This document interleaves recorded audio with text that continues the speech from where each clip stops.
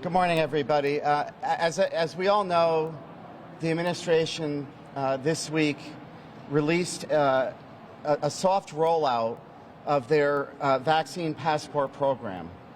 And House Republicans are here today to clarify some of the issues and concerns that we have. While the governor says that this authorization is voluntary, we need to make no mistake. It's voluntary for the businesses that choose to use it, but it's going to become mandatory for the Connecticut residents that want to be able to access those businesses. And given that those businesses could be any institution in the state of Connecticut, it's unlimited, we could have situations where there are companies like a CVS, where this was rolled out the other day, could deny access to residents to get prescription drugs, to get goods and services, especially in communities that might be underserved by grocery stores or by pharmacies, that is the only access that these individuals have to those stores. And so our concern, obviously, is what are the impacts to Connecticut residents? You know, whether it was the Screen to Stay program for our schools or the governor's recent announcement of his executive order on climate initiative or now this passport program, the governor has rolled out all of these programs without any input for the legislature. And I could continue to ask my Democrat colleagues, when are you going to stop standing on the sidelines and begin to have the conversations of what role the legislature should be playing in these very important policy decisions that are impacting our residents? On behalf of our constituents, we need to start scrutinizing these decisions. I want to start out by just saying we don't have the contract. We don't have any information in the state of Connecticut of what this program entails, how our interactions are with these third-party vendors. It's crazy that I could get a contract from the state of New Hampshire on what their passport program is and could scrutinize their document, but I can't get the state of Connecticut's contract. I also could go on the New York website and look at a 58-page PowerPoint presentation that outlines the structure and the impact that it has on their residents. But in Connecticut, we have no information beyond trust us. And what's important here to understand is that this is the government's facilitation of data collection. And we hear in this building all the time the importance of data privacy. When we have discussions about student data or legislation dealing with healthcare, we always pay attention to how that data is aggregated and to what level of privacy is protected. And we aren't having that conversation. I am not concerned about the vaccination information that is in the portal that is giving the resident the QR code in order to enable them to get into the business. What I want to know about is that once that app is used, how is that person's personal information of consumer preferences, of spending, being captured, and are our residents' privacy protected? I could look at New Hampshire's contract and see those protections in place. I can't do the same for the state of Connecticut. And so that is why we are asking for an informational forum, a public hearing, to be able to ask those questions and to get that information. We're also, House Republicans are asking for any of these no-bid contracts be put on a website so that the general public could have access to any of these contracts that we are entering into through a no-bid contract. I think as Republicans have said 2 years ago, COVID is here to stay. It is something that we as a government need to be able to change the way we do business and make sure that the highest levels of transparency are there. So while I recognize a no-bid contract might be necessary in order to effectuate goals that we want to achieve in mitigating COVID, the public has a right to know what that contract is. I feel as if that this administration, with their daily press conferences, are more interested in self-promotion than they are in protecting the residents of the state of Connecticut. Whether it be the Screen to Stay program or this program right now, as I listen to the CEA and our schools talking about that program, we have East Windsor, who is now pulling out because it's too cumbersome. And in the wake of a potential wave of more COVID cases, are our schools equipped to keep these individuals in the classroom where they belong?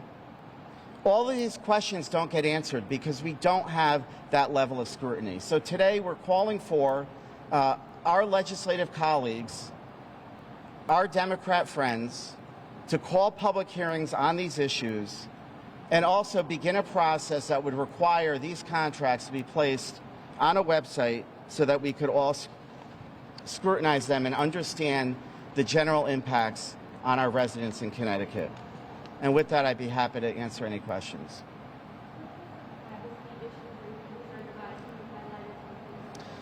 Yeah, I mean, that's right. This is one example, and if you look at other companies, they are reserving the right to sell third-party data. And so whether it's Vincent Candelora's name gets sent, but general consumer habits can be collected through this data, and it can be offloaded to third-party vendors. Connecticut is facilitating businesses to make profits. Another example is with the SEMA4 testing. SEMA4 wasn't just about testing for COVID. That is also about data collection. They are collecting all of the residents' genetic materials for every test that is taken in the state of Connecticut. And they've reserved the right to aggregate that data and use it for other purposes.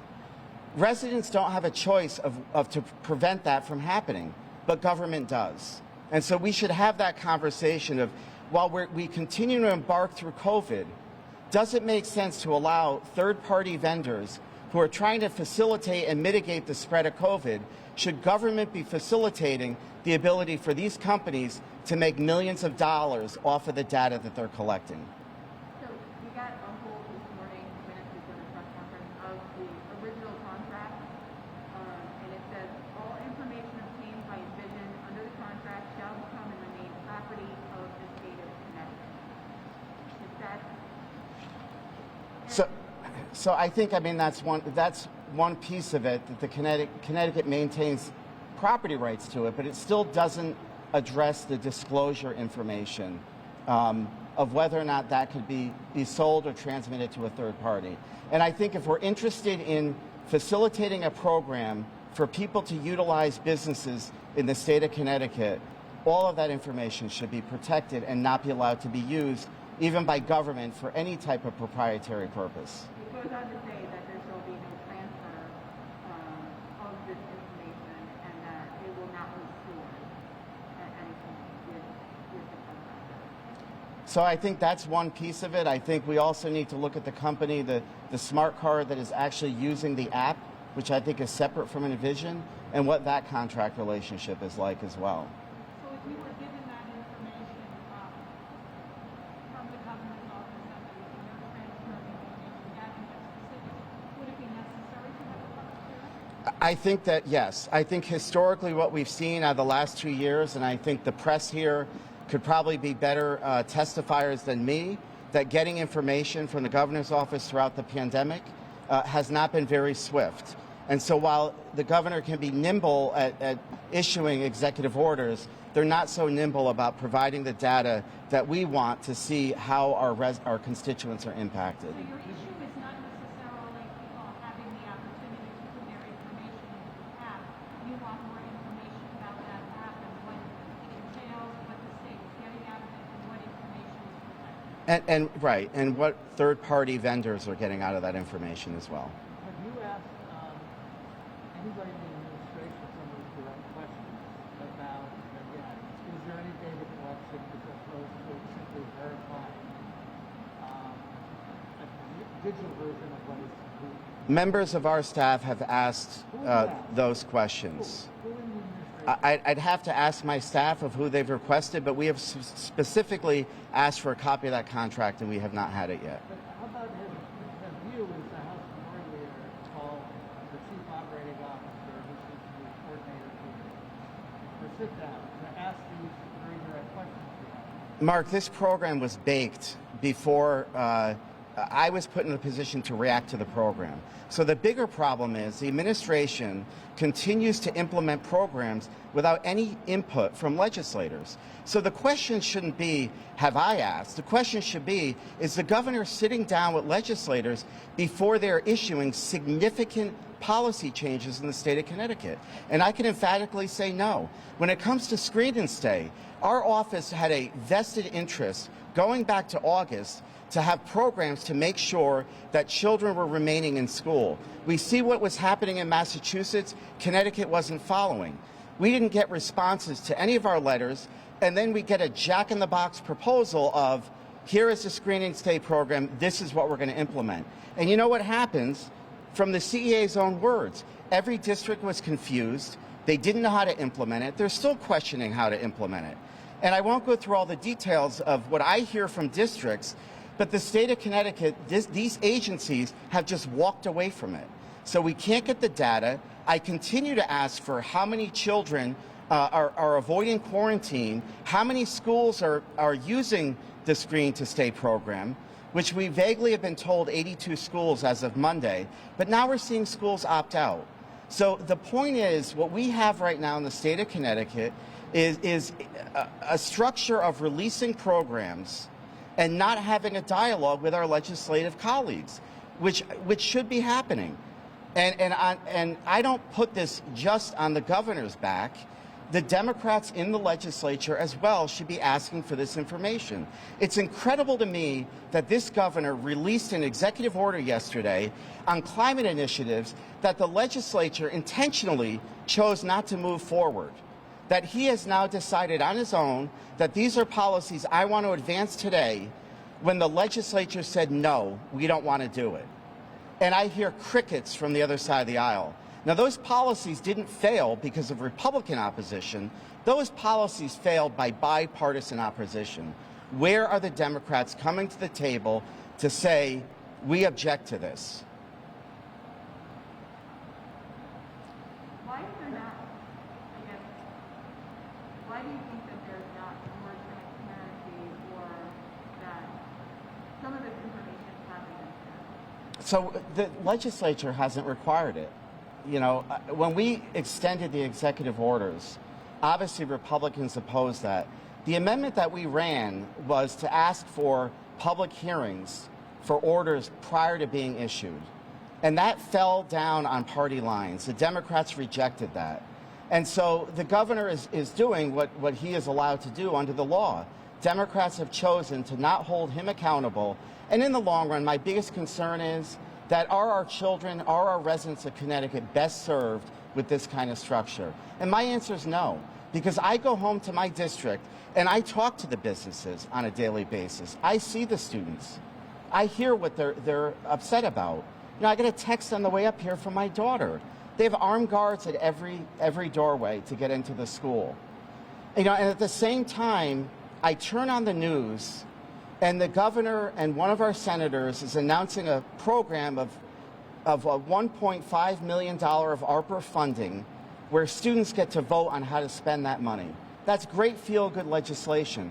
But you juxtapose that against Hamden students testifying at a Board of Education meeting on how they don't want to have to go through metal detectors and take 2 hours to get into school. And I'm getting a text from my daughter saying half of her class is missing because they're all worried about their safety.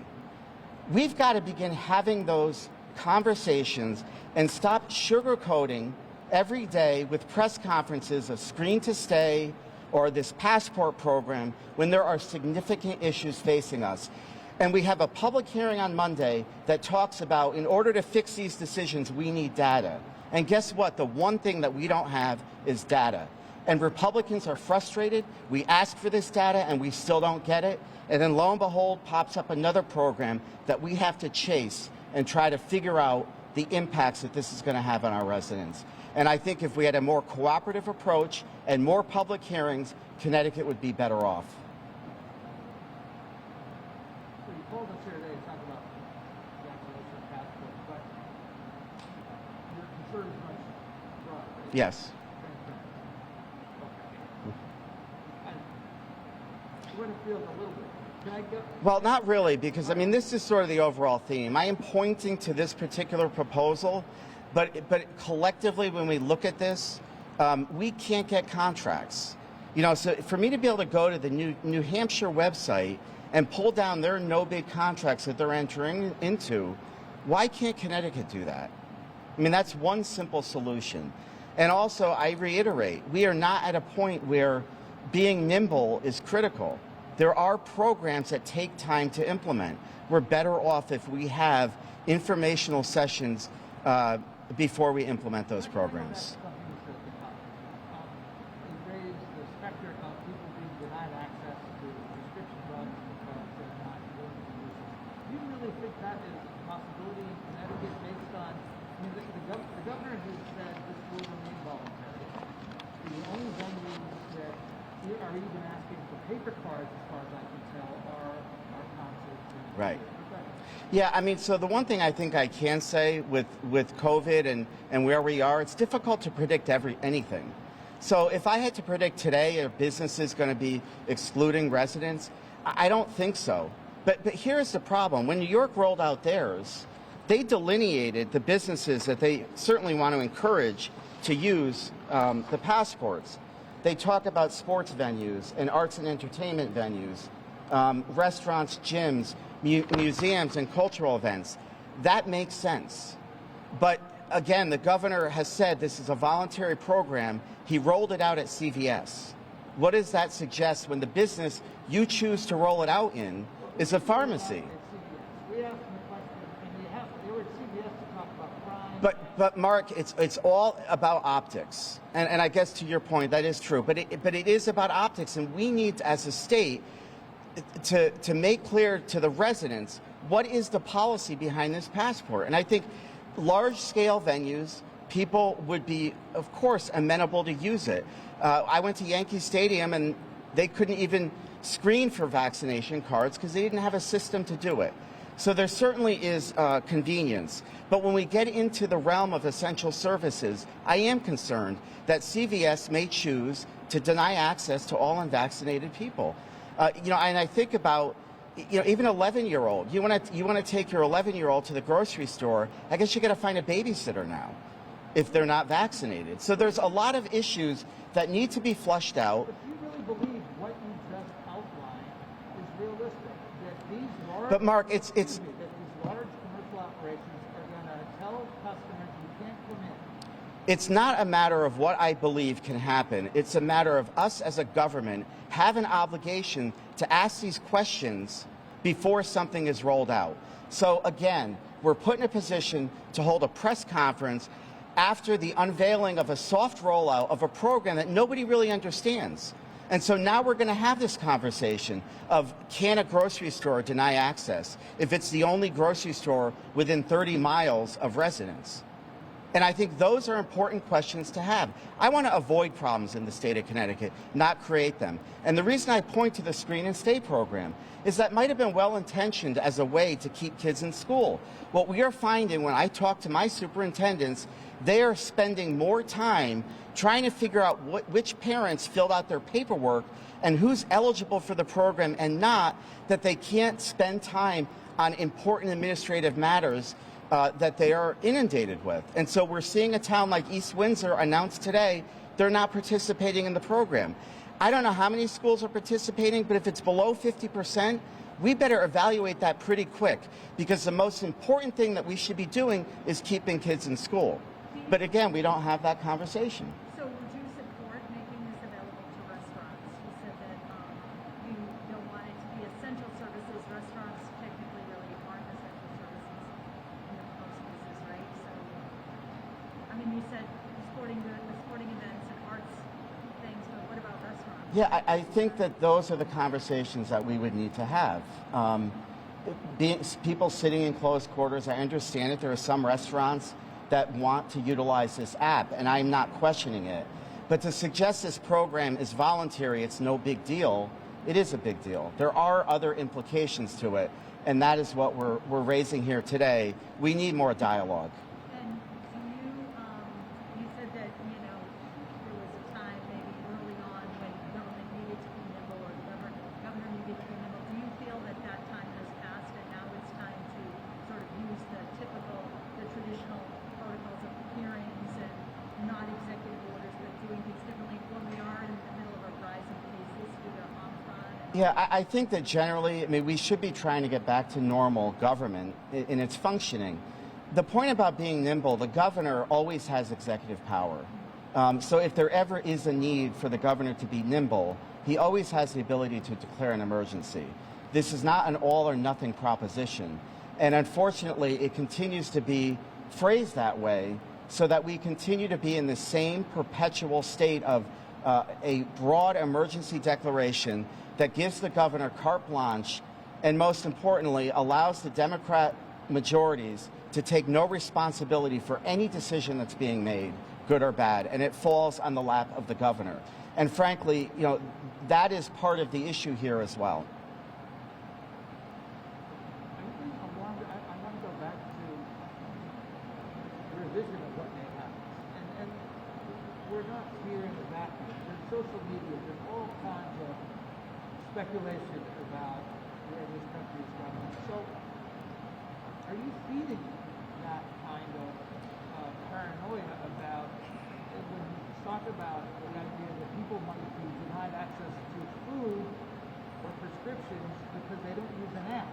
I think when we get programs that are rolled out with very vague, unspecific information, when documents are not produced when people ask for them, that feeds the narrative.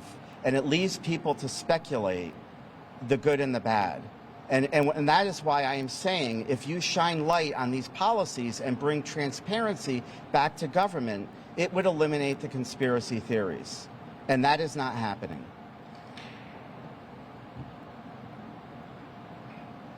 Thank you.